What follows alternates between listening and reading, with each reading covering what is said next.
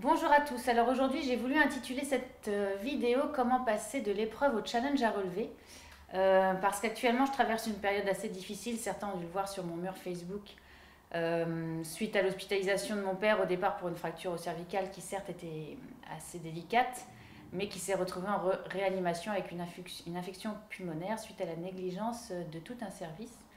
Donc voilà, j'étais assez en colère et j'avoue que c'est pas franchement évident.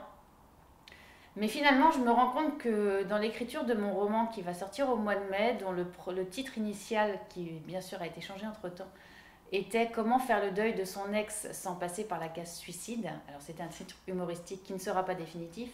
Mais en gros, ce livre aborde le thème de la rupture amoureuse, de comment s'en remettre et comment faire le deuil d'une personne à laquelle on tenait. Mais bien au-delà de ça, ça aborde la question de la résilience et comment on se remet des épreuves qui nous tombent sur la tronche.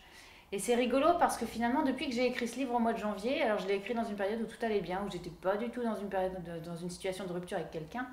Mais voilà, je suis une éponge et c'est les histoires des uns et des autres qui me l'ont inspirée.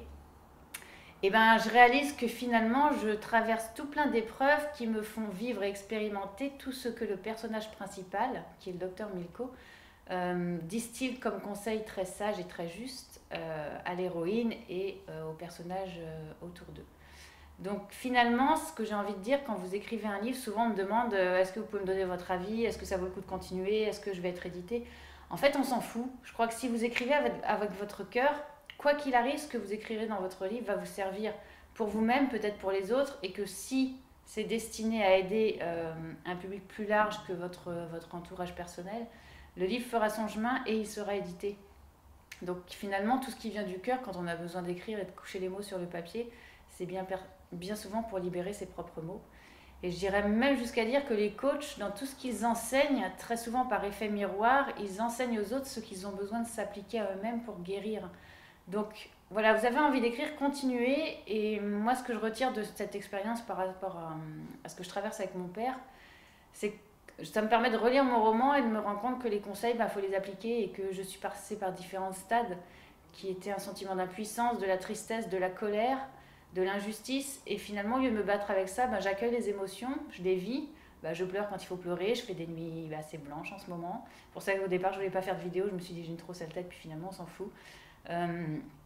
Et après, le but de tout ça, c'est quoi? C'est de se reconnecter à soi et d'essayer de retrouver la paix intérieure pour pouvoir avancer, avoir la sagesse de se dire que peut-être s'il vit tout ça, c'est pas pour rien, c'est peut-être le chemin qu'il a à faire lui, et que par ricochet à travers ça, sa famille et tous les gens qui l'entourent ont d'autres choses à comprendre. Et moi, en tout cas, ça me fait grandir sur le thème de l'acceptation, l'acceptation que les choses puissent éventuellement se terminer, et ce fameux thème du deuil que j'ai évoqué dans mon roman de façon légère et ludique à travers la relation de couple. Voilà, elle prend tout son sens en ce moment. Donc, c'était le message du jour. Voilà, pour se dire que quoi qu'il arrive, il faut essayer de rester optimiste, positif, et d'avoir la sagesse de se dire que tout ça est pour une bonne raison, parce que le plan de l'univers, on ne le connaît pas. Et que ça me mènera certainement pour être encore plus apte à faire, quand mon roman sortira, éventuellement des conférences pour en parler, pour transmettre. Et pour me dire que tout ce que j'ai écrit, quelque part en le canalisant, parce que moi, quand j'écris, je reçois les choses, et je serai encore plus à même de l'expliquer et de le partager avec les gens qui auront envie de me lire. Voilà, donc c'était le message du jour. Merci beaucoup. N'hésitez pas à rejoindre ma chaîne YouTube, ma page Prête-moi ta plume, mon site Madame Bien-être, enfin tout ce que vous voulez. Et merci pour vos commentaires. Et merci d'être là, et surtout à tous ceux qui m'ont soutenu et envoyé des petits messages dans cette période difficile qui n'est pas encore terminée. Voilà, je vous embrasse très fort et je vous dis à très bientôt. Merci.